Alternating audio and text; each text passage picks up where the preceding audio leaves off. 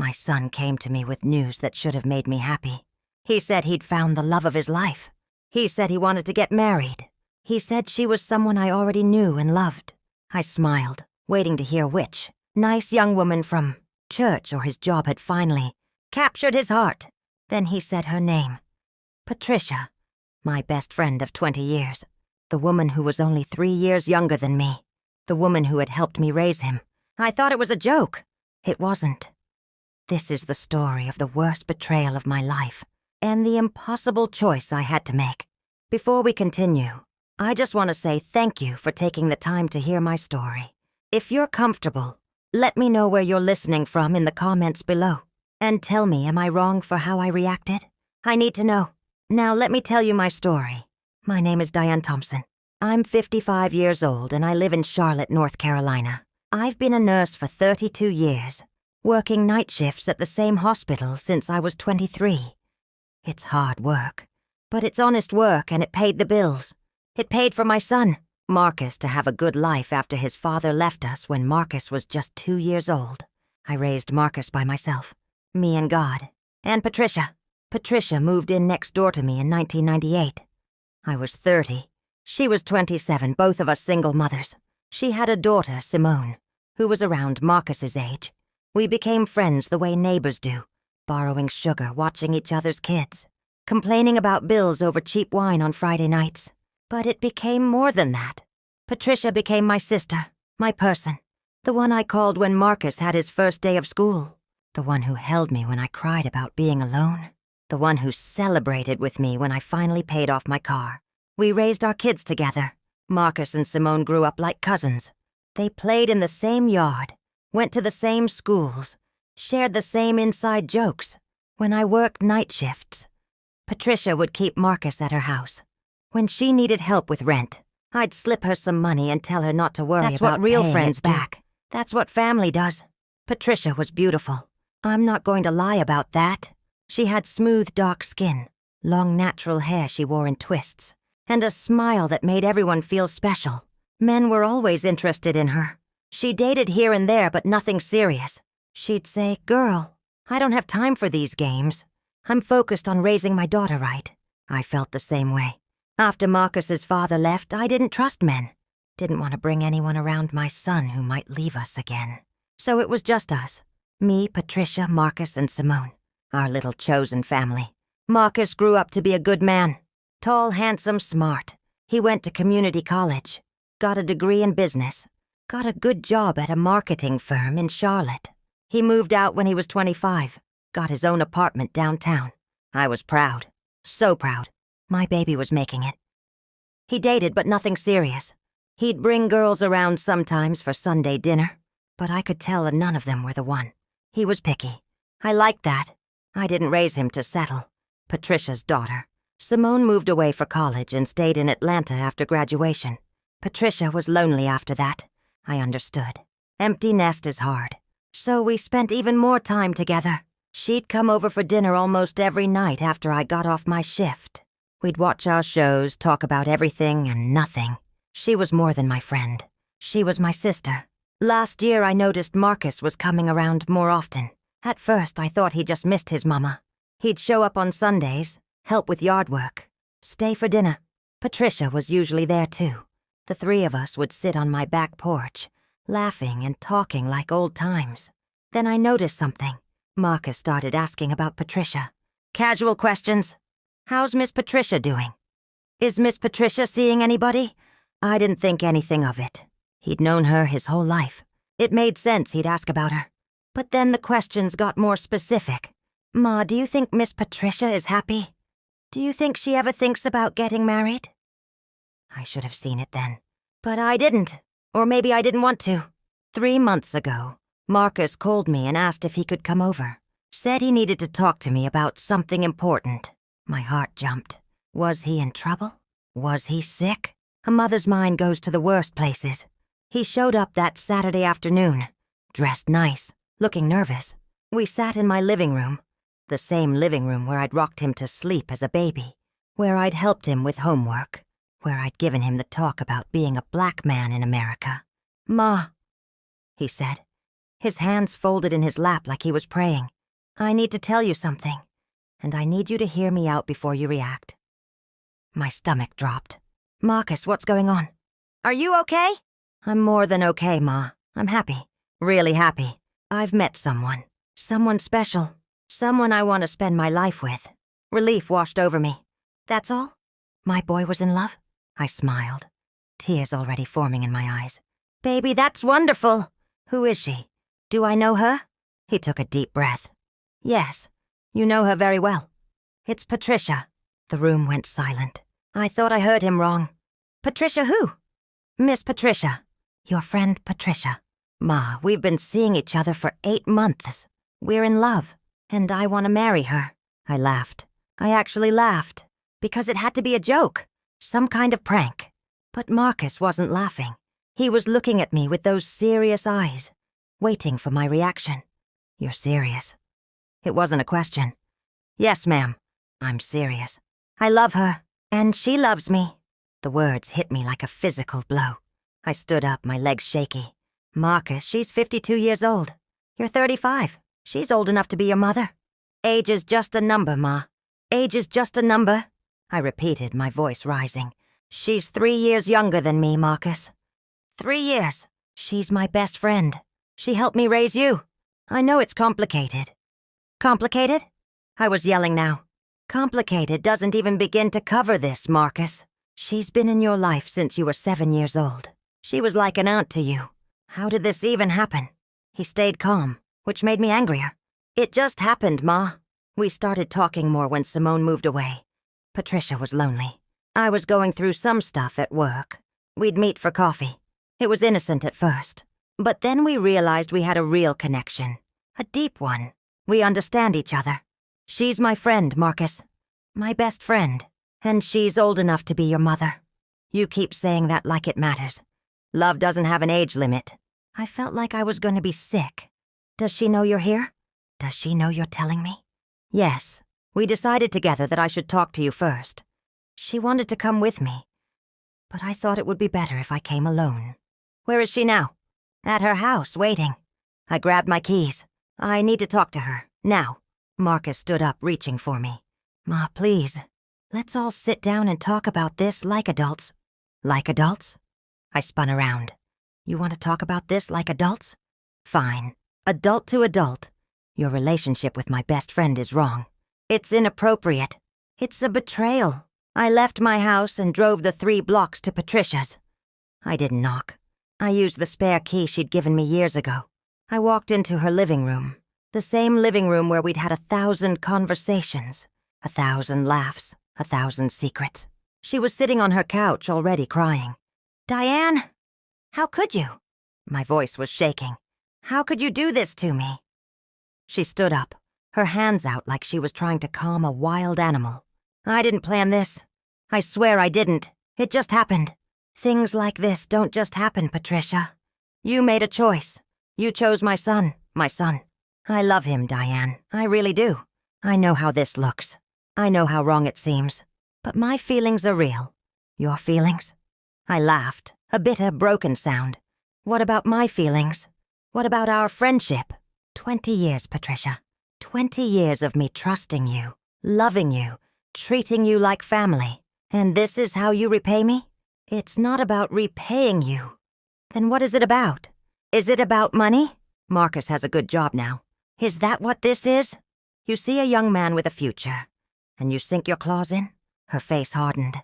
"Don't you dare. Don't you dare make this about money. I have my own money, my own life. Then what is it? Because from where I'm standing, it looks like you're trying to steal my son." "I'm not stealing anyone, Diane. Marcus is a grown man. He made his own choice. He's 35 years old. You're 52. You remember when he was 7 years old running around this same house playing video games. You babysat him. You packed his lunches. You were like his aunt. And now you're sleeping with him." She flinched. "It's not like that." "Then tell me what it's like, Patricia. Make it make sense." She sat back down, her voice quiet. "I was lonely, Diane. After Simone left, I felt so alone. And Marcus, he was going through something at work, feeling underappreciated. We started talking. really talking. And I saw him differently. Not as your son, not as the little boy I used to know, but as a man. A good man, a kind man. Someone who saw me, really saw me. So you seduced him. I didn't seduce anyone. It was mutual. We fell in love. You can't possibly love him. He's a child compared to you. He's not a child. And yes, I can love him. I do love him. More than I've loved anyone in a long time. I felt tears streaming down my face. You knew this would hurt me. You knew, and you did it anyway. I didn't want to hurt you. That's the last thing I wanted. But Diane, I can't control who I love. Yes, you can, I said, my voice breaking. Yes, you can. You could have walked away. You could have said no. You could have protected our friendship. But you didn't. You chose him over me. Why does it have to be a choice? Because it is. I screamed. You can't have both. You can't be my best friend and my daughter-in-law. Those things don't go together. She was crying now, too. I don't want to lose you. You already did. I dropped her spare key on the coffee table.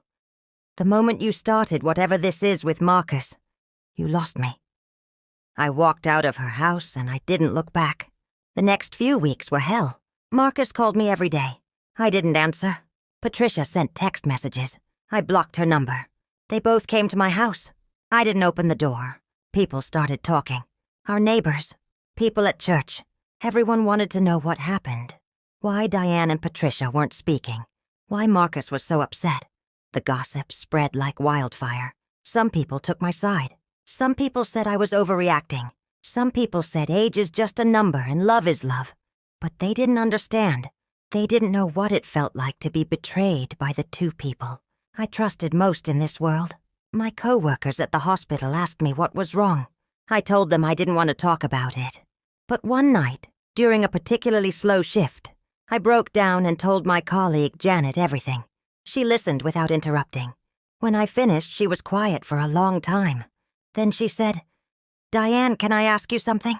And I want you to really think about your answer." "What? If Patricia was your age, would you still be this upset?" I opened my mouth to say yes, but the words didn't come. She continued, "Or is it really about the age difference? About the fact that she's older and you think that makes it wrong? It's about the fact that she was my friend, that she helped raise him. But he's not a child anymore. He's a 35-year-old man. She didn't prey on him when he was young. They fell in love as adults. Whose side are you on?" I snapped. "I'm on your side," Janet said gently. "But I'm also asking you to think about why this bothers you so much. Is it really about betrayal? Or is it about control?" I didn't speak to Janet for a week after that conversation, because her words bothered me. They dug under my skin and stayed there. 2 months went by. Marcus stopped calling. Patricia stopped trying to reach out. I was alone, truly alone. The silence in my house was deafening. I missed them. God help me, I missed them both. I missed my Sunday dinners with Marcus. I missed my late-night talks with Patricia. I missed the life I had before everything fell apart. But I was stubborn. I told myself I was right. They were wrong. They betrayed me. I was the victim. Then one day I got a call from a number I didn't recognize. I almost didn't answer, but something made me pick up. "Hello? Miss Diane?" The voice was young, female. "This is Simone. Patricia's daughter." My heart stopped. "Simone, is everything okay?" "No, ma'am. It's not. My mama's in the hospital." The world tilted. "What happened?" "She collapsed at work. They think it's her heart. She's stable now, but Miss Diane, she's been asking for you." I drove to the hospital, still in my work scrubs. I didn't think. I just moved. When I got to her room, Marcus was already there. He was sitting in a chair beside her bed, holding her hand. He looked up when I walked in, his eyes red and swollen. Patricia was lying in the bed, looking small and fragile, connected to monitors and IVs. When she saw me, she started crying. "Diane," she whispered. I walked to her bedside. Marcus stood up, giving me space, but he didn't leave the room. "I'm here," I said, taking her other hand. "I'm so sorry," she sobbed. "I'm so sorry for everything. I never wanted to hurt you. You're my sister. You're my family." I felt my own tears falling. I know. I love him, Diane. I really do. But I love you too. And if I have to choose, I'll choose you. I'll walk away. I'll end it. Just please don't leave me. Please don't hate me. I looked at Marcus. He was crying too, his face full of pain and love and desperation. And in that moment, I had to make a choice. The hardest choice of my life. I could hold on to my anger, my hurt, my pride. I could make Patricia choose. I could force Marcus to walk away from the woman he loved. I could have my revenge, or I could let go. I took a deep breath and looked at Patricia. Then I looked at Marcus. I don't hate you, I said quietly. I was angry. I was hurt. I felt betrayed. And maybe I still do, a little. But you're right about one thing. You're my family. Both of you. Marcus stepped closer. Ma, I held up my hand. Let me finish. I don't understand this. I don't know if I ever will.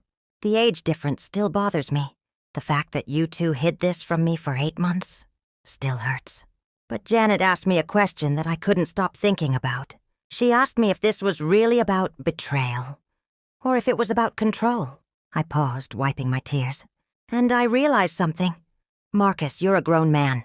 I raised you to make your own choices, to follow your own heart. And Patricia, you're a grown woman who deserves happiness, even if that happiness looks different than what I expected. Patricia was sobbing now, squeezing my hand. I'm not saying I'm okay with this, I continued. I'm not saying it's not strange or uncomfortable or hard for me, because it is. All of those things. But what I'm saying is I'm willing to try. I'm willing to work through this. Because losing both of you these past 2 months has been worse than anything else. Marcus came around the bed and hugged me, his body shaking with tears. Thank you, Ma. Thank you. Patricia pulled me closer with the hand I was holding. I love you, Diane. I never stopped loving you. I love you too, I whispered, even when I didn't want to. That was 6 months ago. Patricia recovered fully. Her heart is fine. The doctors said it was stress. Marcus and Patricia got married 3 months ago. It was a small ceremony. Just family and a few close friends. I sat in the front row. It was the hardest thing I've ever done, watching my son marry my best friend. But I did it. I smiled. I cried. I even gave a speech at the reception. I told everyone that love doesn't always look the way we expect it to. That family isn't always traditional. That sometimes the hardest thing to do is to let the people we love make their own choices, even when those choices hurt us. People ask me all the time if I'm really okay with it. And I'm honest. I tell them some days are better than others. Some days I look at them together and it feels normal. Other days it feels strange, wrong even. Some days I still feel the sting of betrayal when I remember that they hid their relationship from me for 8 months. But I also tell them this. I almost lost both of them. I almost let my pride and my hurt destroy the 2 most important relationships in my life. And that would have been a bigger tragedy than this unconventional marriage could ever be. Marcus is happy. Really, truly happy. And I haven't seen Patricia this at peace in years. They're good together. They take care of each other. They laugh together. They're building a life. Is it weird? Yes. Is it uncomfortable sometimes? Sometimes. But they love each other. Real love. The kind that weathers storms and survives judgment. And who am I to stand in the way of that? I'm 55 years old. My son is married to my best friend. They're talking about trying for a baby, which means I might become a grandmother to a child that my best friend births. That's going to be a whole new level of complicated that I'm not ready to think about yet. But here's what I know. Life is too short to hold on to anger. Family is too precious to throw away over pride. And love, real love, doesn't always fit in the neat little boxes we create for it. I made a choice that day in the hospital. I chose forgiveness over bitterness. I chose family over being right. I chose love, even when love looked nothing like I expected. Was I wrong for how I reacted at first? Maybe, maybe not. I think anyone in my position would have felt betrayed, hurt, angry. Those feelings were valid. But was I wrong to eventually let it go? To choose to keep my family instead of destroying it? I don't think so. Some people tell me I'm too forgiving, that I let them disrespect me, that I should have cut them both off permanently. Other people tell me I'm brave, that I'm strong, that I'm setting an example of what real unconditional love looks like. I don't know which group is right. Maybe both. Maybe neither. All I know is this. I still have my son. I still have my best friend. And most days, that's enough. But I want to know what you think. Really, I do. Because I still struggle with this. I still have moments where I question if I did the right thing. So tell me in the comments. Did I make the right choice? Should I have cut them off? Is age really just a number? Or are there some lines that shouldn't be crossed? Am I being too forgiving, or is this what real love looks like? I need to hear from you. Because even 6 months later, I'm still trying to figure out if I made peace with this situation, or if I just gave up the fight. Tell me your truth. I promise I'll read every comment. Because at 55 years old, I'm still learning what it means to love people who hurt you. I'm still learning what it means to be a mother to a grown man who makes choices I don't understand. I'm still learning what it means to be a friend to someone who crossed a line I never thought would be crossed. I don't have all the answers, but I'm here. I'm still standing. I'm still loving them, even when it's hard. And maybe that's enough. Or maybe it's not. You tell me.